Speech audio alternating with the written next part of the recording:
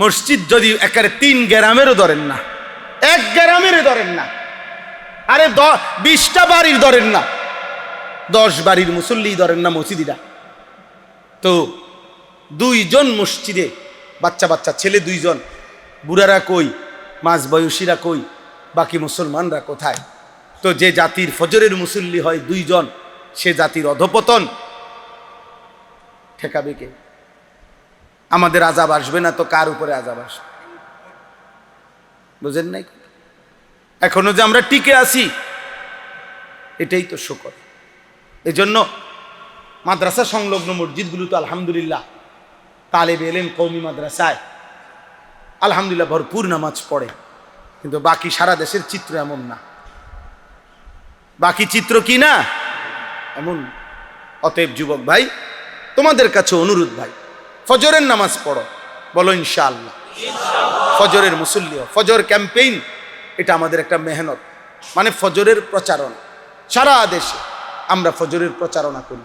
রাসূলুল্লাহ সাল্লাল্লাহু আলাইহি সাল্লাম বলছেন, মান সাল্লা সালাতাস সুবহি ফাহুয়া ফি জিম্মাতিল্লাহ, যে ফজরের নামাজ পড়লো সে নিজেকে আল্লাহর জিম্মায় তুলে দিল, আল্লাহর সুপুর্দে দিয়ে দিল নিজে।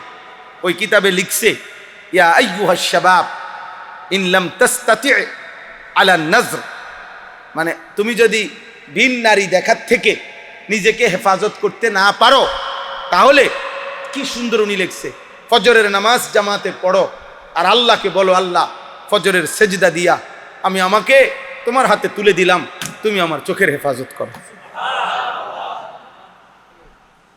এরপর উনি লিখছেন, হে হে ঈমানদার, যদি তোমার রিজিকের পেরেশানিতে থাকো, ফজরের নামাজ পড়ো, ফজরের সেজদা দিয়ে আল্লাহকে বলো, আল্লাহ আমাকে আপনার হাতে তুলে দিলাম, আপনি আমার রিজিকের ব্যবস্থা করে দেন। ফাহুয়া ফি জিম্মাতিল্লাহ, অর্থাৎ সব বিষয়ে দোয়া করো, সব বিষয় চাও আল্লাহর কাছে, আল্লাহ আপনার জিম্মায় আমি দিলাম আমারে, আপনি আমার সব প্রয়োজন পূরণ করেন। আল্লাহ আমাদেরকে তৌফিক দান করে। চেষ্টা করো বাপ, চেষ্টা করো। আহা, নবী সাল্লাল্লাহু আলাইহি সাল্লাম হাসরের ময়দানে জিজ্ঞেস করবে, উম্মত 365 দিনে কোনো দিন ফজরের ওয়াক্তে মুয়াজ্জিন তোমারে 1 বছরে একদিনও উঠাইতে পারলো না, বেঈমান রেফারি তোমারে 4টা বাজে ঘুমের থেকে উঠাই দিতে পারলো ফুটবল খেলার জন্য। হায় উম্মত, আজ কার কাছে আসছো সুপারিশের জন্য? হাসরের ময়দানে নবী বলবে, মনে রাখো, নবী জিজ্ঞেস করবে সুপারিশের জন্য। চারিপাশের মসজিদের মুয়াজ্জিন গত 365 দিনে কোনো দিন তোমারে ফজরের জন্য আসসালাতু খায়রুম মিনান নাওম বলে উঠাইতে পারলো না, আর ওই মুশরিক বেঈমান রেফারি তোমারে ঘুমাইতে দিল না, তোমারে কেমনে উঠাই দিল? আজ সুপারিশ কেন আসছো আমার কাছে চাইতে? সেদিন কোনো জবাব দেওয়া যাবে? আল্লাহ আমাদেরকে হেফাজত করেন।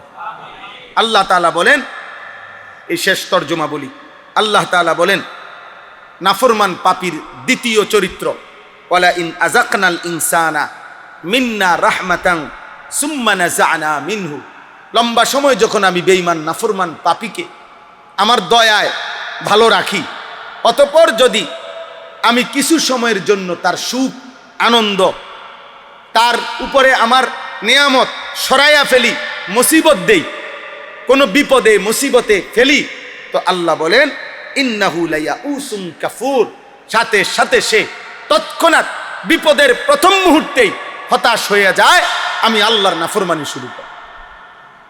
এতদিন সুখে ছিল, আজ যখন 10 দিন 15 দিন 1 মাস অল্প কিছু সময় যখন তাকে মুসিবত দিলাম, এবার প্রথমেই আমি আল্লাহকে ভুলে গেল, আমি আল্লাহর রহমত থেকে নিরাশ হয়ে গেল। শেষ, আমার আর সম্ভাবনা না। কি একবারে বিশ্বাস করেন, 6টা লাখ টাকা জাগাত মায়ের, আর মনে হয় ব্যবসা কপালে না। আর না না, আমার দিয়ে আর হইতো না, কোমর ভেঙে গেছে। ঠিকই কইছে, এই হতাশ লাইয়া উস, আর নাকি আর আল্লাহকে ভুলে গেল। আরে খোদা, মুসিবত বুঝি আমারে দেখলে শেষ হয়ে গেল, আর বুঝি মানুষ পাইলা না, শেষ পর্যন্ত খোদা গজব বুঝি আমার উপরে আইল। আমি একদিন একজনের কইছিলাম, আমার পরিচিত, মানে উনি এ কথার প্রসঙ্গে এটা কইছিল, আরে আল্লাহ বিপদ বুঝি শেষ পর্যন্ত আমারে দেখলাম। পরে আমি বললাম, চাচা আপনি যদি কষ্ট করে কইতেন যে বিপদটা কারে দিলে ভালো হইতো, বিষয়টা আপনি কিন্তু ক্লিয়ার করে কন, আপনি কিন্তু নাম কন, আমি দেখি আল্লাহরে, আমি কই কথাটা, আমি বলবো মুনাজাতের মধ্যে, বাকি আপনি কিন্তু নামটা কইয়া দেন যে মুসিবতটা আপনারে যে দিয়া ভুল হইছে, কারে দিলে ভালো হইতো, এইটা কি আব্দুল কাইম ভাইরে দিলে ভালো হইতো না, আতর রহমান, আপনি কিন্তু তার নামটা কন। আমি শুধু হেরে একটু জানামু শুধু ভাই, উনি আপনার নামটা প্রস্তাব দিছে, আমি কিন্তু আল্লাহরে কইতাম, দেখবেন আপনার কেমন টাঙ্গাইয়া ফিরে।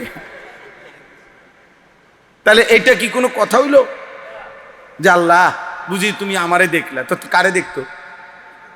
এই আল্লাহ বলেন নাফরমান পাপী মুসিবত দেখলে হতাশ হয়ে যায়, আর কি হয়ে যায়? আল্লাহকে ভুলে যায়।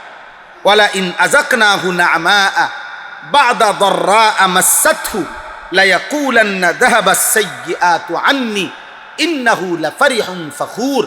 3 নম্বর আয়াত আল্লাহ বলেন নাফরমানের তৃতীয় আচরণ, বেঈমান নাফরমান পাপী যখন আমি আবার পুনরায় তার দুঃখ বেদনা যন্ত্রণা পেরেশানি বিপদ মুসিবত অ্যাক্সিডেন্ট দুর্ঘটনা অসুস্থতা সরিয়ে ফেলি, আবার যখন সুখ দেই, এইবার সুখের প্রথম মুহূর্তেই সে লোকের সম্মুখে বলে যাহাবাস সাইয়্যাতু আন্নী, কি ভাই আপনার যে কয়দিন দেখলাম না, আরে কইও না, একটা বেশি পেরেশানিতে ছিলাম, গত 15টা দিন এখন হুঁশা ছিল না, জুতা পর্যন্ত পরিবার টাইম পাইছি না, এত বিপদ গেছে আমার অনেকগুলো, এখন মোটামুটি সব ক্লিয়ার করে লাইছি, এখন আর আগের কোনো অসুবিধা নাই, শেষ।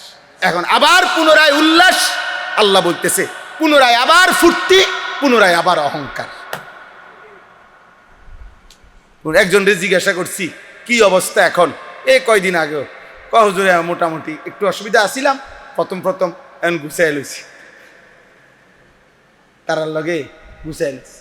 এখানে আল্লাহ তাআলা, আমি 4টা আয়াত পড়ছি সূরা হুদ, 12 নম্বর পারা 11 নম্বর সূরা হুদের 4টি আয়াত, 8, 9, 10, 11, এই 4টা আয়াত, এর অল্প 4টা আয়াতের প্রথম 3 আয়াতে আল্লাহ তাআলা বেঈমান নাফরমান পাপীর 3টা আচরণ বলছে, আর শেষের আয়াতে 4 নম্বর আয়াত মানে 11 নম্বর আয়াত আল্লাহ তাআলা ইমানদারের বৈশিষ্ট্য বলছে।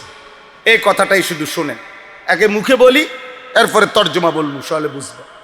আল্লাহ তাআলা প্রথম 8 নম্বর আয়াতে বলতেছেন প্রত্যেক যুগের নাফরমান পাপী বেঈমান আল্লাহর অবাধ্য বান্দা, তার একটা বদভ্যাস হইল সে পাপ করাকালীন অপরাধ করতে করতে এমন অহংকারী হয় যখন দেখে পাপ করার পরেও নাফরমানি করার পরেও কোনো মুসিবত কোনো আযাব কোনো বিপদ তার উপরে আসতেছে না, বরং সব কিছু আরামসে চলতেছে, এক পর্যায়ে সে বলতে শুরু করে মা ইয়াহবিসু, আল্লাহ যে বলছে পাপ করিলে আযাব দেয় শাস্তি দেয়, কই আমি তো পাপ করতেই আছি, আল্লাহর আযাব আসতে বাধা দিল কে? আযাব দেয় না কা? আযাব দেয় না কেন? এই আল্লাহ তাআলা বলেন সীমালঙ্ঘনকারী, এইটাই সীমালঙ্ঘন, পাপের ক্ষেত্রে এটা কি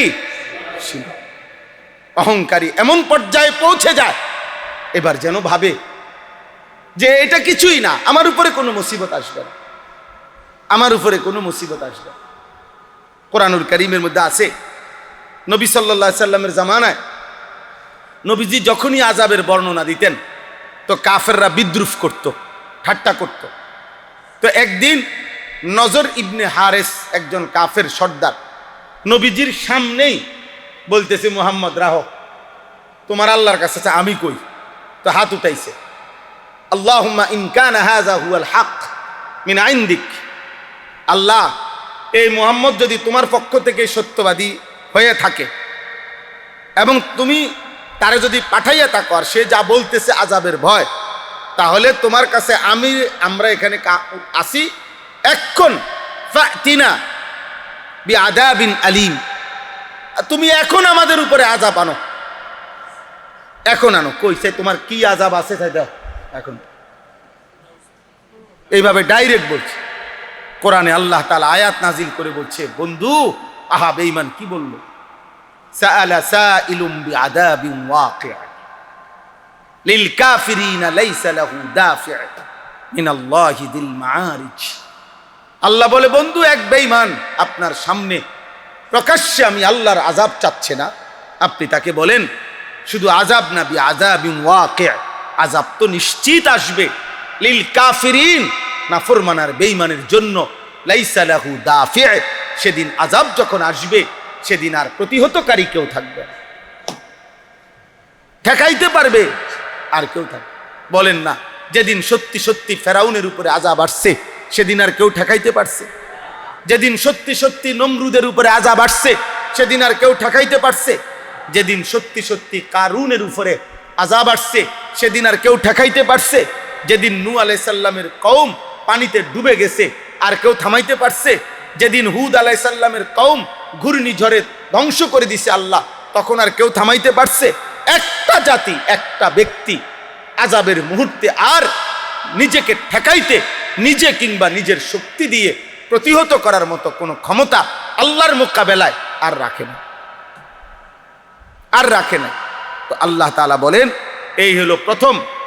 আল্লাহ বলে, বন্ধু এই সব বেঈমান নাফরমান পাপের মধ্যে উল্লাসী, ওদেরকে বলে দেন, শোনো যেদিন সত্যি আযাব আসবে সেদিন কিন্তু আযাব ঘিরে ফেলবে, তোমার ঠাট্টা করা বিষয় আযাব ঘিরে ফেলবে, সেদিন আর প্রতিহত করার কেউ থাকবে না। এই প্রথম আয়াত এটা, ওয়ালা ইন আখারনা আনহুমুল আযাবা ইলা উম্মাতিম মা'দুদা। আল্লাহ তাআলা বলেন, কোন নাফরমান পাপীর কাছ থেকে আমি যদি একটি নির্দিষ্ট সময় পর্যন্ত আযাবকে বিলম্বিত করি, তাহলে ইয়াকুলুন্না, তখন ওই নাফরমান গোষ্ঠী বলতে থাকে, মা ইয়াহবিসুহু, আল্লাহর আযাব আসার থেকে কে বাধা দিল? কই আযাব, কই আযাব? এই প্রত্যেক যুগের জালেম একটা সময় আইসা জুলুম করতে করতে, অন্যায় করতে করতে এমন সীমালঙ্ঘনকারী হয় আর বুঝে আসেন, আর তার কথাবার্তায় বুঝাই যায় সে আল্লাহ আছে, আল্লাহর আযাব আসবে, এটা মোটেই আর ধারণাও করেন, ধারণাও করেন। আহা, আমরা দেখছি না বিগত সময়ে, কথা বলেন না কেন, শেষ দিকে আইসা প্রত্যেক বিরোধীকে, তাদের মতের বিপরীত প্রত্যেককে কি পরিমাণ বিদ্রুপ করছে, কথায় কথায় উলামায়ে কেরামকে, সাধারণ জনগণকে, প্রতিবাদী মানুষকে, বিক্ষুব্ধ মানুষকে। একদিন সত্যিই দেখা গেছে, পৃথিবীবাসী দেখছে যে বাচ্চা বাচ্চা ছেলে, নওজোয়ান এদের হুঙ্কারে চলে যেতেই বাধ্য হয়েছে। এটাই সত্যবাস, এটাই বাস্তবতা, এটা সবক, এটা রাজনীতি না। আমি রাজনীতির মানুষও না, কিন্তু এটা সবক, এটা নগদ সবক দেখে বললাম।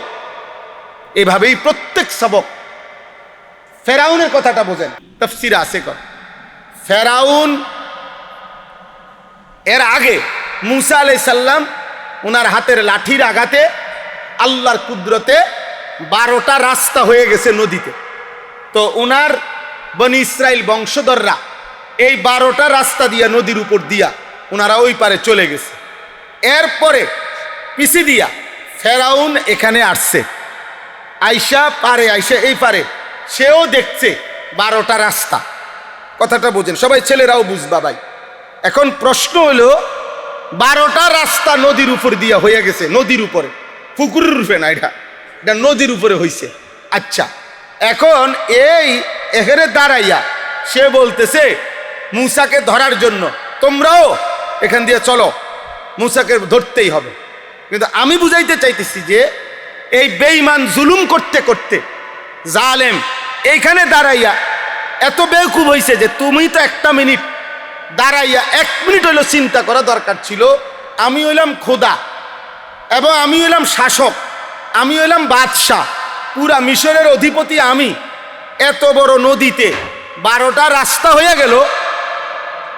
আমি জানি না উদ্বোধন হইলো কোন দিন, মাটি কাটলো কোন দিন, পিলার ডালাই হইলো কোন দিন। কিরে আমারে না জিগাইয়া 12টা রাস্তা অলরেডি চালু করে দিল কে? কিরে আমি কো এই কথাটা তো জিগানো দরকার ছিল লগের লোক রে। কিরে এগুলো আইলো করতে রাস্তা জামু পরে বেড়া রাস্তা করলো কে আগে? সেটা কর, আগে তো এইটা করা না। ওই যে জুলুম আর অহংকার তাকে ভুলাইয়া দিছে যে এটা তার হাতের না, এটা তার বরাদ্দ না। তাহলে তার তো ভাবা উচিত ছিল উত্তাল নদীর মধ্যে এই রাস্তা কোত্থেকে আসলো, একটা বারও ভাবে নাই, অহংকারে নেমে গেছে। আল্লাহ তাআলা বলছে আমি এটাই তো চাচ্ছিলাম। ওয়া আগরাকনা আলা ফিরআউনা ওয়া জুনুদাহু ফিল ইয়াম্মে। আল্লাহ বলেন ফেরাউনকে আমি তার গোষ্ঠী সুদ্ধা উত্তল ঢেউয়ের পানিতে আমি আল্লাহ তাআলা নিমজ্জিত করে দিলাম। তো আল্লাহ তাআলা বলেন আলা ইয়াউমা ইয়াতিহিম, হে নবী আপনি বলে দেন সত্যি সত্যি যখন আযাব আসবে, লাইসা মাসরুফান আনহুম, সেদিন আর প্রতিহতকারী কেউ থাকবে না। ওয়া হাকা বিহিম মা কানু বিহি ইস্তাহজিউন। আল্লাহ বলেন আর তখন যারা ঠাট্টা করত আযাব নিয়ে, আল্লাহর আযাব নিয়ে, তাদেরকে ঘিরে ফেলবে আযাব, তখন আর তারা ফিরাইতে পারবে। আমি এইখানে যদি একজন যুবক থাকো, প্রিয় ভাই তোমার কাছে আমি বলি, একটা নওজোয়ান এভাবে দিন রাত একটানা, আমি এটা বেশি ভয় করি রে আব্বা, এত চিল্লা চিল্লি কাবজাব করি। আমার এই একটাই উদ্দেশ্য, কিরে ভাই গুনাহ আমারও আছে, খোদার কসম গুনাহ তোমারও আছে, গুনাহ সবারই আছে, কিন্তু এইভাবে গুনার উপরে অহংকার, গুনার উপরে বড়াই, যে 365 দিন, এক বছর একদিনও তুমি ফজরের নামাজ পড়লা না, এটা কিভাবে সম্ভব? 30 বছর ধরে সুদ খাচ্ছেন, কিভাবে সম্ভব? প্রতিদিন এক তালে, প্রিয় ভাই গত 6 মাস এমন গেছে হয়তো একদিনও 6 মাসে কোনোদিন 5 ওয়াক্ত নামাজ পড়লা না, এ কেমন মুসলমান? এ তো তুমি শুধু তো গুনাহগার না, তুমি তো অহংকারী, তুমি তো পাপের উপরে অহংকার করছো আব্বা, বলো না ভাই? এই ফুটবল খেলা আব্বা, এই মাসখানিকের ভিতরে, অল্প কয়দিনের ভিতরে খেলাটা শেষ হয়ে যাবে, খেলা শেষ হবে, বিশ্বকাপের সমাপ্তি হবে, এই খেলাও বন্ধ হয়ে যাবে। কিন্তু দোস্ত, যেই নারী পুরুষদের, যেই ছেলে মেয়েদের এই খেলাকে কেন্দ্র করে গুনাহগুলো হইল, বাম কাঁধে যেই গুনাহগুলো হলো, এগুলা মুছবে কেমন?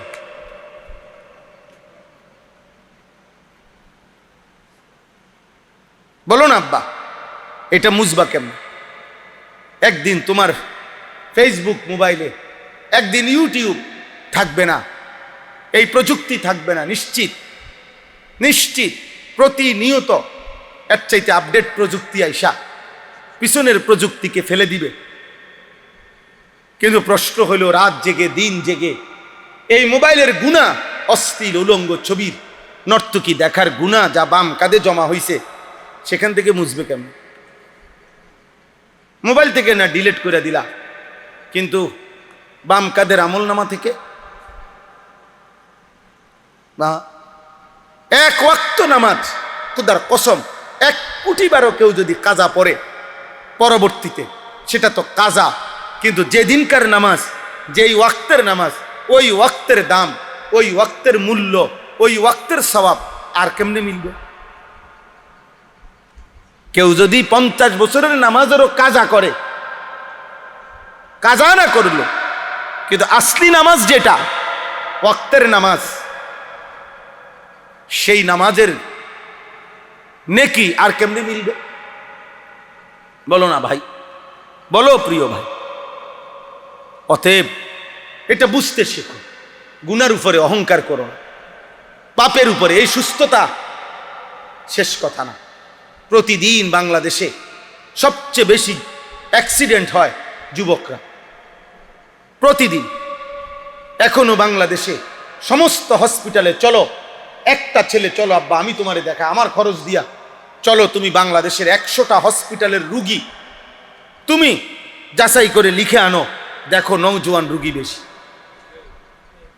সমস্ত পঙ্গু হাসপাতালগুলোতে তুমি গিয়ে দেখো হাত ভাঙ্গা পাও ভাঙ্গা রুগী, নওজোয়ান বেশি।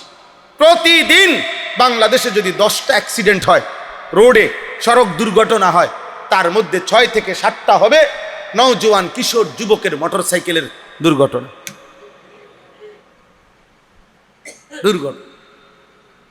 প্রতিদিন।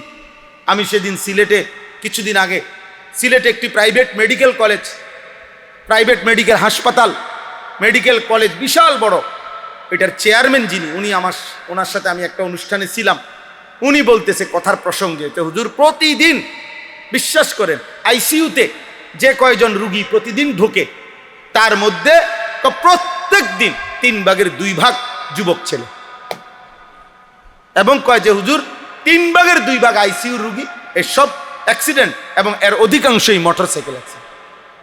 এমন মুমূর্ষ যে আইসিইউ ছাড়া আর কাজ হয় না। বলো না তো অহংকার।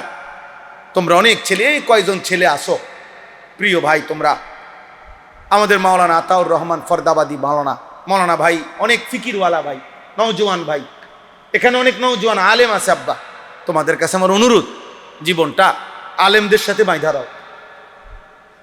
মোবাইল আর নর্তকী এক পুরুষের চাহিদা পূরণের জন্য। আব্বা এত নারী লাগে না, 10টা মহিলা দিয়ে তুমি কি করবা? এত মহিলা দিয়ে কি করবা আব্বা? একজন পবিত্র হালাল স্ত্রীর জন্য অপেক্ষা করো, সেই স্ত্রী মিললে চাহিদাও পূরণ হবে, হাজারো দিনই ফায়দাও আসবে। আমার বিবি আছে, আমার 4টা ছেলে মেয়ে আছে, তা আমার 4টা ছেলে মেয়ে, আমার 4জন ছেলে মেয়ে, এই 4জন ছেলে মেয়ে প্রাথমিক কোরআন শিখা, অজু নামাজ শিখা, আল্লাহ চিনা, রসুল চিনা, কালেমা ইমান আমলের ছোট কথা বলু, সব কিছুই আলহামদুলিল্লাহ। তো আমার বাচ্চার মা আমার বিবির কাছ থেকেই তারা শিখছে। তাহলে একজন পবিত্র স্ত্রী দুনিয়াবি যেই চাহিদা তাও পূরণ হয়, আখিরাতের জন্য নেক কাজের সহযোগী হয়, নেক কাজের সহযোগী হয়। একজন বিবি তোমার সন্তানের মা হবে, একজন বিবি তোমার বংশের জন্য আগামী প্রজন্মকে এগিয়ে নেবে, একজন বিবি তোমার জীবনের পরামর্শের সুখে দুঃখের একজন সঙ্গী হবে। কিন্তু বেশ্যা, পতিতা, মোবাইলের নর্তকী, সিনেমার নর্তকী, সে তোমার কি কল্যাণ করবে? বলো না ভাই, মোবাইলের নর্তকী তোমার কি কল্যাণ করবে? আমরা ওই দিনও কিতাবে পড়ছি, একজন সিনেমার নায়িকা, নাটকের নায়িকা, সে তো অভিনয়ের সময় প্রেমের এমন সুন্দর কথা পুরুষকে বলে, পুরুষ নাটকের কারণে না, অভিনয়ের কারণে না মহিলাকে প্রেমের এমন সুখের কথা বলে, এটা তো অভিনয়ের কারণে বলে, টাকার কারণে বলে। কিন্তু যেই মহিলা সকাল থেকে নিয়ে রাত 10টা পর্যন্ত একটা পুরা সংসার পরিচালনা কাজ করছে, এতগুলো মেহমানের রান্না করছে, পুরুষের রান্না করছে, বাচ্চাগুলোর কাপড় চোপড় ধুইছে, ঘরটাকে সাফ করছে, তারপরে স্বামীর খেদমতের জন্য যা যা লাগে সব করছে, শ্বশুর শাশুড়ির জন্য কিছু পরিমাণ খেদমত করছে, এত পরিশ্রম এত মেহনত কইরা সে যে তোমার সাথে সংসার করতেছে, এই স্ত্রীর সাথে তুমি নর্তকীরে মিলাও কেমনে? বুঝেন নাই মৌলানা সাহেব? অত হইল মোবাইলের নর্তকী, অত নায়িকা, অত অভিনয় করে আব্বা, অত সকালবেলা 4টা বাচ্চার কাপড় চোপড় ধোয় নাই, ধুইছে। ও তো তার স্বামী ঠিক বরাবর 1টা বাজে খানা খাবে, ওর জন্য খানা রেডি করে নাই, খানা সব রেডি করে লাইছে। এর সময় কইছে, শুনছো একটু আলুর ভর্তা কইরো, আচ্ছা, কদ্দুর মসুর ডাল রান্ধো, আচ্ছা, সব রান্ধে মাত্র বাইরেছে, এই সময় ফোন গেছে, 2জন মেহমান আছে, যেমনি হোক কদ্দুর নতুন অন্য একটু কিছু আসেনি চাও, মানে এটা আমি আমার ঘরের কথা কই, সবার ঘরে এমন। এই না জিন্দিগি ভাই, এই না জিন্দিগি। কাপড় চোপড় গোসল করার জন্য কাপড় ওইখানে রাইখাও অনেকক্ষণ ধরে কাজ করতেছে। তাইলে প্রিয় ভাই, একজন পবিত্র স্ত্রী তোমার জীবনের সঙ্গী। কোরআনে আছে, নেক কাজ যদি স্বামী স্ত্রী একজন আরেকজনের সহযোগিতা করে, আল্লাহর কসম কোরআনে আল্লাহ বলছে, স্বামী স্ত্রীকে, স্ত্রী স্বামীকে দ্বীনের কাজে, নেকের কাজে সহযোগিতা করিলে কিয়ামতের দিন আল্লাহ তাআলা ওই স্বামী স্ত্রীকে বলবে, উদখুলুল জান্নাতা আনতুম ওয়া আজওয়াজুকুম তুহবারুন। আল্লাহ বলবে, সুবহানাল্লাহ, তোমরা তোমাদের নেক কাজের সঙ্গী স্ত্রীকে সাথে করে, আনতুম ওয়া আজওয়াজুকুম, তোমরা এবং তোমাদের স্ত্রীগণ, উদখুলুল জান্নাহ তুহবারুন, খুশি খুশি তোমরা জান্নাতে ঢোকো। তাইলে দুনিয়ার চাহিদাও পূরণ হইল, হালাল চাহিদাও পূরণ হইল, যৌবনের চাহিদাও পূরণ হইল, দুনিয়া আখেরাতের অসংখ্য কল্যাণ বয়ে আন। তো এটা হারাম নারীর থেকে পাওয়া যাবে আব্বা? আল্লাহ আমাদেরকে হেফাজত করে, আল্লাহ আমাদেরকে হেফাজত। কোনো এক ছেলে যদি বুঝো ভাই, আমরা বলা সার্থক। সাথের আমি সব সময় বলি রে আব্বা, সমবয়সীর লোকে বুঝা পারতা না, ওইতে তোমারে হাসি দিয়া, তাল দিয়া, ওই তোমারে উড়াই দিবে। তোমার হয়তো অনেকের এইম হয়, মানে আশা হয়, বা অনেকের কিছুটা বুঝ আসে, অনেকের মধ্যে একটু আগ্রহ তৈরি হয়, কিন্তু বন্ধু নামের শয়তান তারে আবার কি করে দেয়। হাদিস আছে, আমার কাছে কিতাব আছে, এক লোক নবী সাল্লাল্লাহু আলাইহি সাল্লাম এর সময়ে আপনার নামাজের ওয়াক্ত চলে যাচ্ছে, ঘুড়ির পিছনে দৌড়াইতেছে, বুঝছেন নি, গুড্ডির পিছনে দৌড়াইতেছে। তো আল্লাহ নবী সাল্লাল্লাহু আলাইহি সাল্লাম উল্লেখ করে বলছেন, দেখো এক শয়তান আরেক শয়তানের পিছনে দৌড়াইতেছে। আরে আপনি আরো শুনেন, আরো লাগবে, একটা সহজ একটা উদাহরণ বলি, হাদিসে আছে, নামাজে যে দাঁড়ায়, তো নামাজি ব্যক্তির সামনে দিয়ে যাওয়ার অনুমতি আসেনি? কথা বলে না ছেলেরা, ভাই তোমরা এটা জানোনি, নামাজি ব্যক্তির সামনে দিয়ে যাওয়ার কি নাই, এটা সবাই জানে এই কথাইটা। এখানে পরিষ্কার, আমার নিজ চোখে এই হাদিস পড়ছি, মিশকাতে এই হাদিস আছে। আল্লাহ নবী সাল্লাল্লাহু আলাইহি সাল্লাম বলছেন, তোমাদের নামাজের, মানে কমপক্ষে নামাজের সেজদা আমি যেটুকু দেব, আমার এই সেজদা বরাবর এটুকু জায়গার এই সামনে দিয়া কেউ যেন অতিক্রম না করে। নবীজি বলছেন, তুমি তাকে হাত দিয়ে প্রতিহত করো। তো এই শব্দটা বলতে গিয়ে প্রয়োজনে তুমি তার সাথে যুদ্ধ করো, যুদ্ধ অর্থাৎ শক্তভাবে হাত কি করে এমনভাবে ধরে রাখবা যে প্রয়োজনে যেন যুদ্ধ করতেছ, যে সে যেন কি না হইতে পারে, এখান দিয়ে পার হইতে কোনোভাবে না পারে। বিষয়টা এইভাবে বলার পর আল্লাহ নবী সাল্লাল্লাহু আলাইহি সাল্লাম বললেন, কেননা এই যে অতিক্রম করে ফেললে, যে লোকটা অতিক্রম করে, ফা ইন্নামা হুয়া শাইতানুন, এই শব্দটা হল রাসূলুল্লাহ সাল্লাল্লাহু আলাইহি সাল্লাম বললেন, কেননা এ হচ্ছে শয়তান। তাহলে যে নামাজি ব্যক্তির সামনে দিয়ে পার হয়ে যাইতেছে, তারে নবী যদি বলে শয়তান, তো যে আরেকটা যুবককে উলঙ্গ ছবি দেখায়, নর্তকী দেখায়, জিনার ব্যভিচারের আড্ডায় নিয়ে যায়, হারাম খেলাধুলায় নিয়ে যায়, এটা কত নম্বর শয়তান? এটা শায়াতিন আল জিন, শায়াতিন আল ইনস ওয়াল জিন, এটা মানুষ শয়তান, ওইটা জিন শয়তান। ইবলিস হলো জিন শয়তান, আর এটা হলো কি শয়তান? আল্লাহ আমাদেরকে হেফাজত করেন। অতএব কষ্ট হইল গরমের মধ্যে, আপনারা মনোযোগ দিয়ে বসছেন, এই জন্য বললাম আমাগো ফিকির এটা। তোমরা যুবক, আমি ফিরাইতে চাই, আমার এটা স্বপ্ন, সারা জিন্দেগির স্বপ্ন, মুসলমানের সন্তান আল্লাহর দিকে ফিরবে, যতভাবে পারি চেষ্টা করিয়ে। মাদ্রাসায় নতুন জায়গা কিনছি, আলাদা মাদ্রাসা করতে চাইতেছি যুবকদের জন্য। কয়দিন পর পর স্কুল কলেজের ছেলে করে পড়াই। এই 13 তারিখ আলহামদুলিল্লাহ, গত 13 তারিখ প্রায় 250 স্কুল কলেজের যুবক আমাদের মাদ্রাসায় সকাল 8টা থেকে রাত 9টা পর্যন্ত আমরা দিন শিখাইছি। গত বছর প্রায় 1550 থেকে 1600 ছেলে 2025 সালে আমরা উজু, নামাজ, সূরা, কেরাত, দোয়া, কালাম আমাদের মাদ্রাসায় শিখাইছি।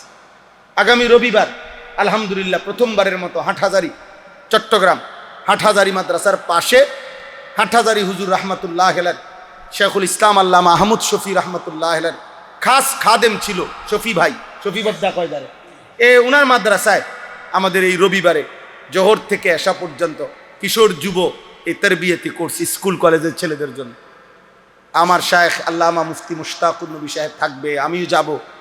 আমাদের চট্টগ্রামের আরেকজন ভালো ওয়াইজ আলেম আছে, হযরত মাওলানা আব্দুল্লাহ মারুফ, উনি থাকবেন নওজোয়ান ছেলেদের জন্য। সারা দেশে আমরা করতে চাচ্ছি, কখনো একদিন, কোথাও 3 দিন, যেখানে যেটুক সময় হয়। ধীরে ধীরে প্রস্তুতি নিতেছি।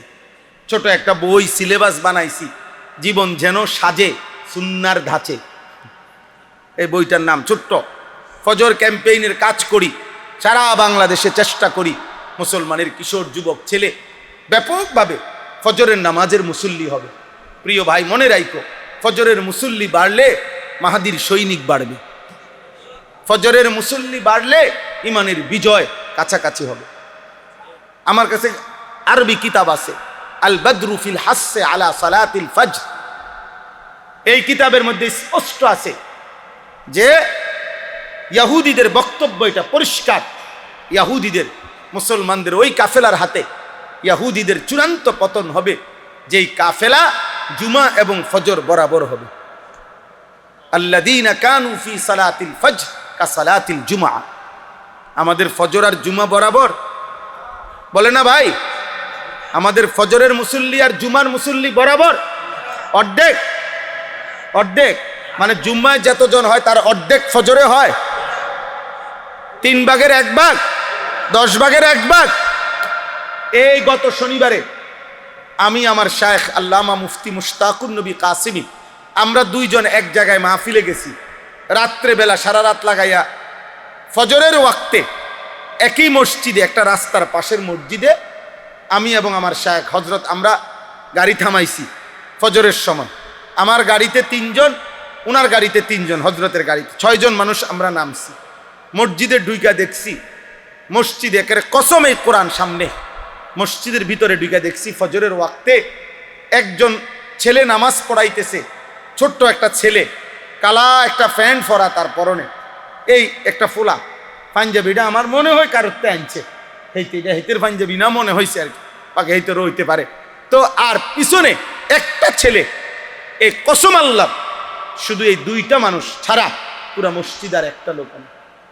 নামাজের পরে জিগাইছি ছেলেটারে, পুরা হালাত শুনছি যে 3 গ্রাম না 3 মৌজার মসজিদ, এটা জামে মসজিদ। 1 মৌজা মানে হইল কয়েকটা গ্রাম মিললা। আগের দিনের মৌজা কইতো না। তো যেই মসজিদ যদি একেবারে 3 গ্রামেরও ধরেন না, 1 গ্রামেরও ধরেন না, আরে 20টা বাড়ির ধরেন না, 10 বাড়ির মুসল্লি ধরেন না মসজিদিরা, তো 2 জন মসজিদে, বাচ্চা বাচ্চা ছেলে 2 জন, বুড়ারা কই, মাঝ বয়সীরা কই, বাকি মুসলমানরা কোথায়? তো যে জাতির ফজরের মুসল্লি হয় 2 জন, সে জাতির অধপতন ঠেকাবে কে? আমাদের আযাব আসবে না তো কার উপরে আযাব আসবে? বুঝেন নাই? এখনো যে আমরা টিকে আছি, এটাই তো শুকর। এজন্য মাদ্রাসা সংলগ্ন মসজিদগুলো তো আলহামদুলিল্লাহ তালেবে ইলম কওমি মাদ্রাসায় আলহামদুলিল্লাহ ভরপুর নামাজ পড়ে, কিন্তু বাকি সারা দেশের চিত্র এমন না। বাকি চিত্র কি না এমন। অতএব যুবক ভাই, তোমাদের কাছে অনুরোধ ভাই, ফজরের নামাজ পড়ো, বলো ইনশাআল্লাহ। ফজরের মুসল্লি, ফজর ক্যাম্পেইন, এটা আমাদের একটা মেহনত, মানে ফজরের প্রচারণা। সারা দেশে আমরা ফজরের প্রচারণা করি। রাসূলুল্লাহ সাল্লাল্লাহু আলাইহি সাল্লাম বলছেন, মান সাল্লা সালাতাস সুবহি ফি ফাহুয়া ফি জিম্মাতিল্লাহ।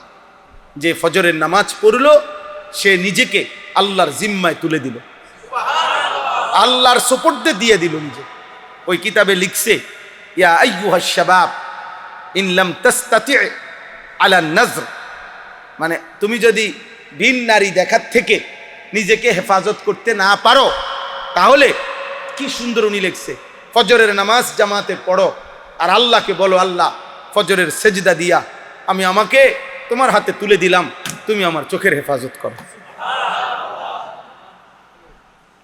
এরপর উনি লিখছেন, হে হে ইমানদার, যদি তোমার রিজিকের পেরেশানিতে থাকো, ফজরের নামাজ পড়ো, ফজরের সেজদা দিয়ে আল্লাহকে বলো, আল্লাহ আমাকে আপনার হাতে তুলে দিলাম, আপনি আমার রিজিকের ব্যবস্থা করে দেন। ফাহুয়া ফি জিম্মাতিল্লাহ, অর্থাৎ সব বিষয়ে দোয়া করো, সব বিষয় চাও আল্লাহর কাছে, আল্লাহ আপনার জিম্মায় আমি দিলাম, আমারে আপনি আমার সব প্রয়োজন পূরণ করেন। আল্লাহ আমাদেরকে তৌফিক দান করে। চেষ্টা করো বাপ, চেষ্টা করো। আহা, নবী সাল্লাল্লাহু আলাইহি সাল্লাম হাসরের ময়দানে জিজ্ঞেস করবে, উম্মত 365 দিনে কোনো দিন ফজরের ওয়াক্তে মুয়াজ্জিন তোমারে এক বছরে একদিনও উঠাইতে পারলো না।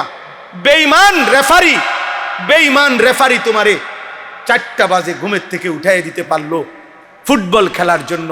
হাই উম্মত, আজ কার কাছে আসছো সুপারিশের জন্য? হাসরের ময়দানে নবী বলবে, মনে রাখো, নবী জিজ্ঞেস করবে সুপারিশের জন্য। চারিপাশের মসজিদের মুয়াজ্জিন গত 365 দিনে কোনোদিন তোমারে ফজরের জন্য আসসালাতু খায়রুম মিনান নাওম বলে উঠাইতে পারলো না। আর ওই মুশরিক বেঈমান রেফারি তোমারে ঘুমাইতে দিল না, তোমারে কেমনে উঠাই দিল? আজ সুপারিশ কেন আসছো আমার কাছে চাইতে? সেদিন কোনো জবাব দেওয়া যাবে? আল্লাহ আমাদেরকে হেফাজত করেন। আল্লাহ তাআলা বলেন, এই শেষ তর্জমা বলি, আল্লাহ তাআলা বলেন নাফরমান পাপীর দ্বিতীয় চরিত্র, ওয়ালা ইন আযাকনাল ইনসানা মিন্না রাহমাতান সুম্মা নাযা'না মিনহু। লম্বা সময় যখন আমি বেঈমান নাফরমান পাপীকে আমার দয়ায় ভালো রাখি, অতঃপর যদি আমি কিছু সময়ের জন্য তার সুখ আনন্দ, তার উপরে আমার নিয়ামত সরাইয়া ফেলি, মুসিবত দেই, কোনো বিপদে মুসিবতে ফেলি, তো আল্লাহ বলেন ইন্নাহু লায়াউসুন কাফুর, সাথে সাথে সে তৎক্ষণাৎ বিপদের প্রথম মুহূর্তেই হতাশ হয়ে যায়, আমি আল্লাহর নাফরমানি শুরু করি। এতদিন সুখে ছিল, আজ যখন 10 দিন 15 দিন 1 মাস অল্প কিছু সময় যখন তাকে মুসিবত দিলাম, এবার প্রথমেই আমি আল্লাহকে ভুলে গেল, আমি আল্লাহর রহমত থেকে নিরাশ হয়ে গেল। শেষ, আমার আর সম্ভাবনা না। কি একবারে বিশ্বাস করেন, 6টা লাখ টাকা জাগাত মায়ের, আর মনে হয় ব্যবসা কপালে না। আর না না, আমার দিয়ে আর হইতো না, কোমর ভেঙে গেছে। ঠিকই কইছে, এই হতাশ লাইয়া উস, আর না কি, আর আল্লাহকে ভুলে গেল।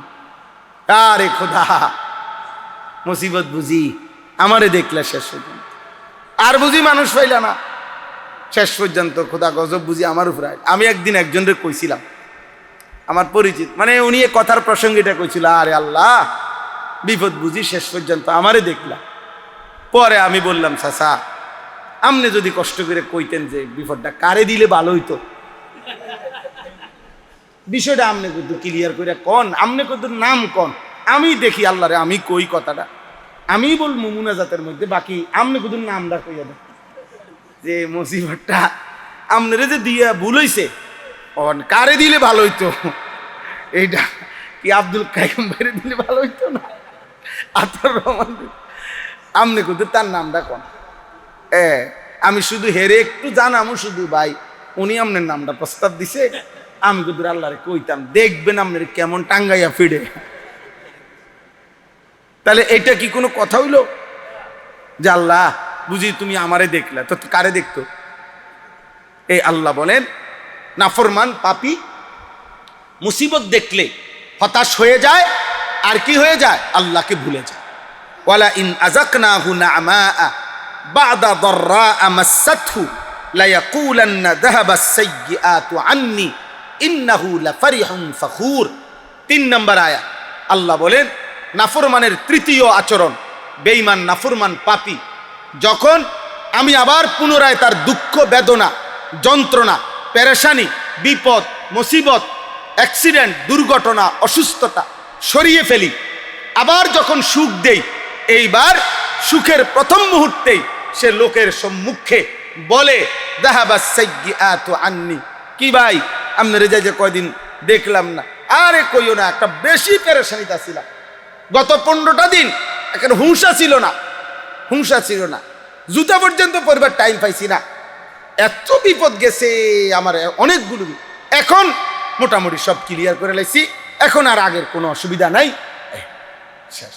এখন আবার পুনরায় উল্লাস, আল্লাহ বলতেছে পুনরায় আবার ফুর্তি, পুনরায় আবার অহংকার। একজনকে জিজ্ঞাসা করছি কি অবস্থা এখন, এই কয়দিন আগেও হুজুরে মোটামুটি একটু অসুবিধা আসিলাম, প্রথম এখন গুছাই লইছি, তারার লগে গুছাই লইছি। মানে আগে জাগর উপরে জুলুম করছে, এখন তাগর লগে মিল করে দিচ্ছে। হ্যাঁ, এটাই বুঝাইছে, আমি চিনি আর কি। মানে অর্থাৎ সে আগে যাদের উপরে জুলুম করছিল তারারে আবার এখন মিল করে লইছে। কইছে যে এখন আগে তো আমি সামনে থাকতাম, তুমি পিছে থাকতাম, এখন তুমি সামনে থাকবা, আমি পিছে থাকতাম। এই শুধু এই মোটর সাইকেলের লোকটা আগ পিছেছে, সিস্টেম আগে ঠেকেছে। আহা, আল্লাহ আমাদেরকে মাফ করে দেয়, যে যা বুঝার বুঝছে।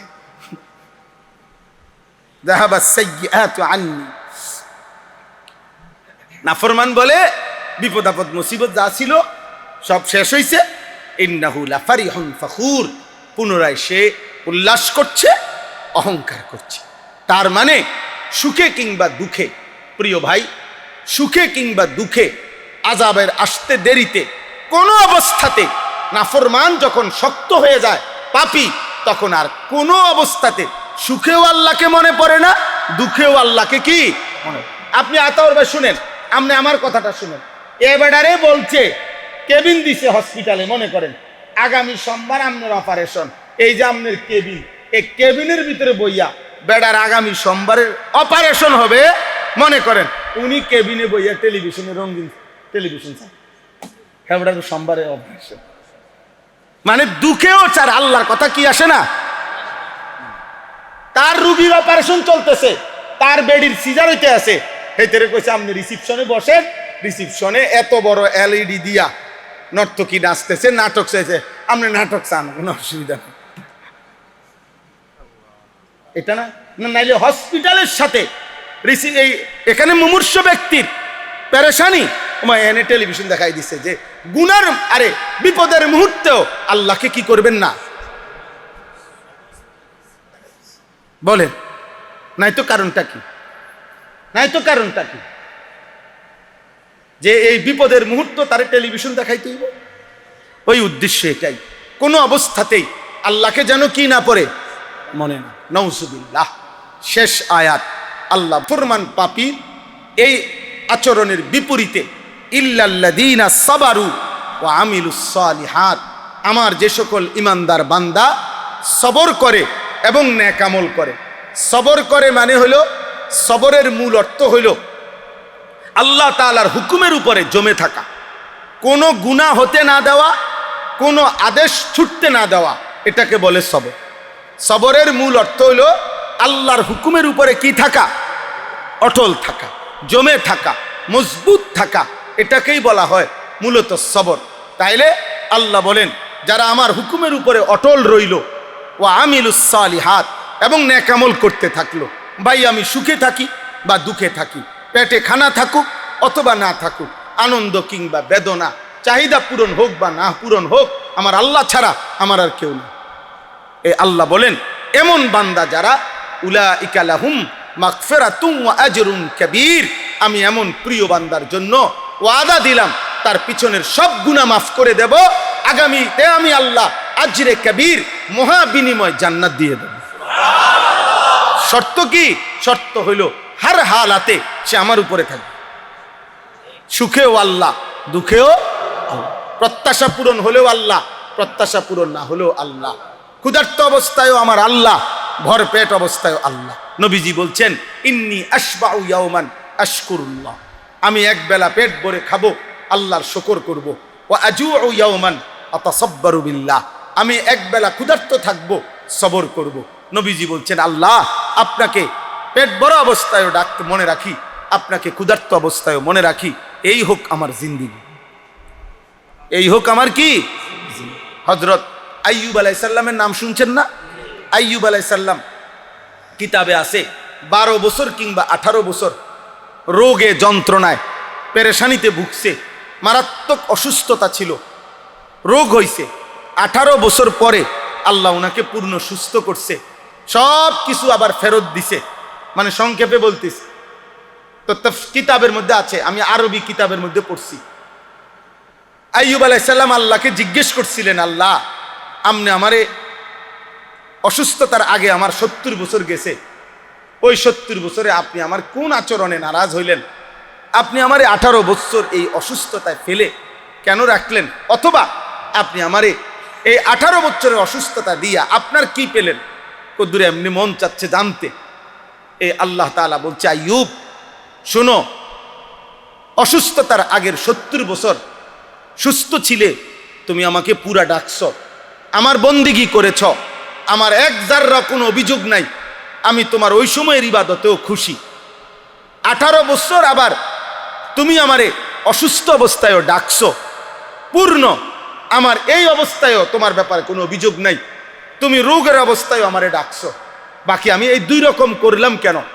আল্লাহ তাআলা বলেন, আইয়ুব আমার জাতের কসম, 70 বছর সুখের সময় তুমি আমারে যে ডাকছিলা, আমার জাতের কসম আইয়ুব 18 বছর বা 12 বছরের রোগের মুহূর্তে, দুঃখ বেদনার রোগ আর যন্ত্রণায় তুমি যখন আমাকে ডাকতা, 70 বছরের ডাকের চাইতেও 18 বছরের বেদনার ডাক আমার কাছে বেশি মজা লাগছে।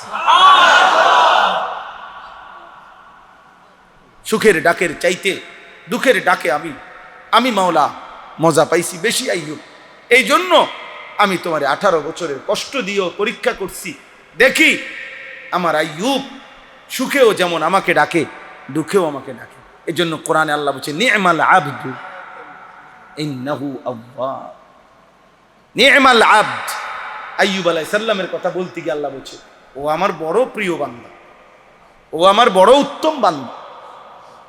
নি'মাল আবদ, ও না অনেক ভালো বান্দা আমার। সুবহানাল্লাহ।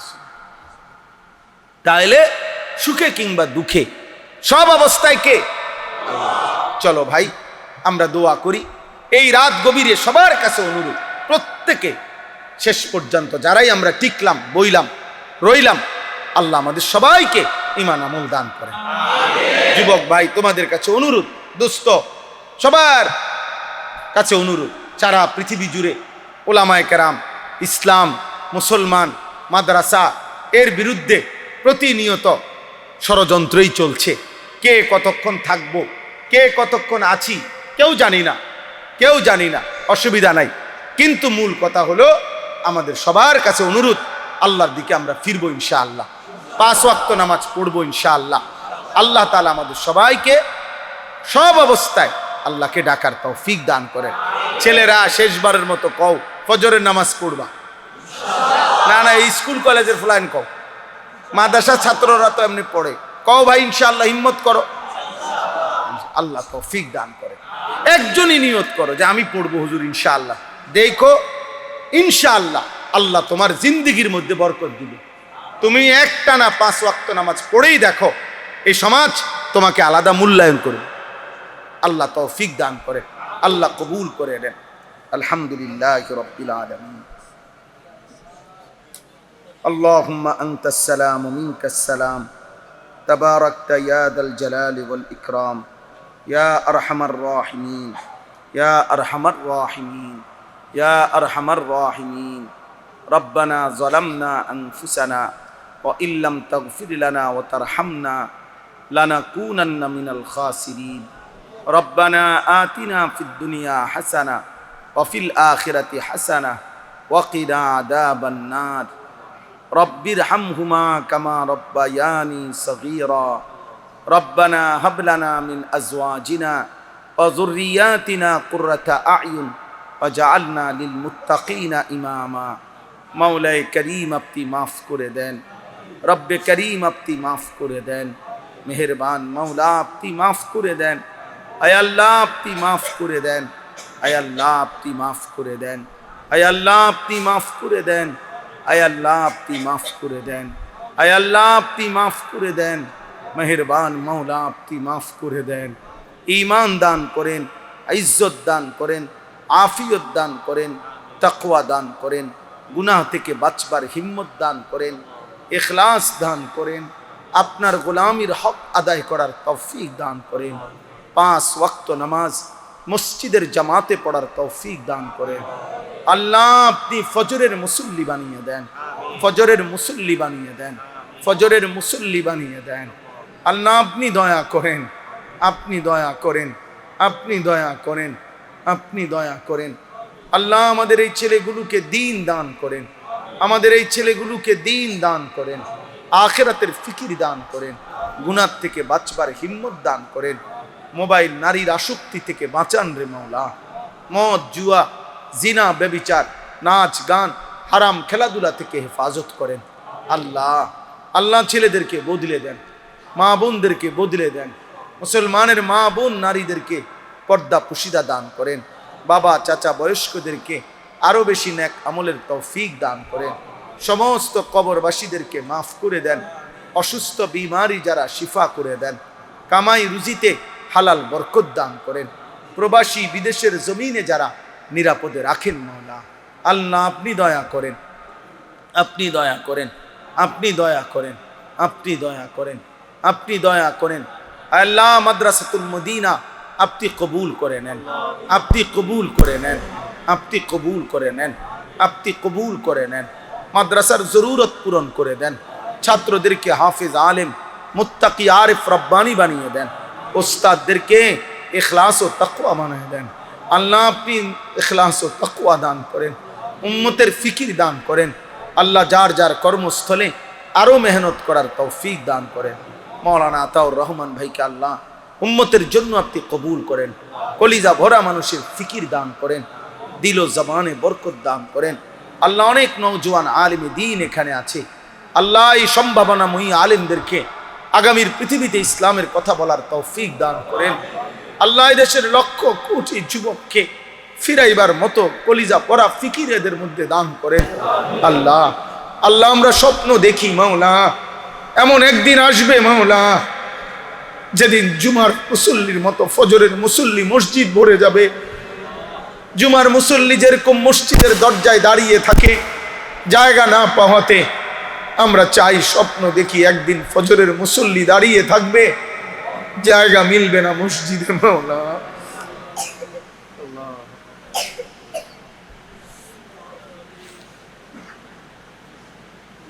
আল্লাহ আপনি দয়া করেন, আপনি দয়া করেন।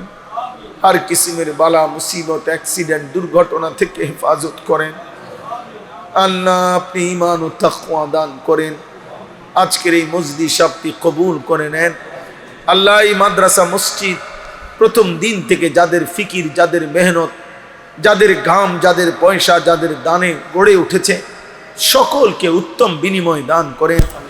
একটা টাকায় বরকত দান করেন, ছোট্ট একটা পরামর্শের মধ্যেও আপনি বরকত দান করেন।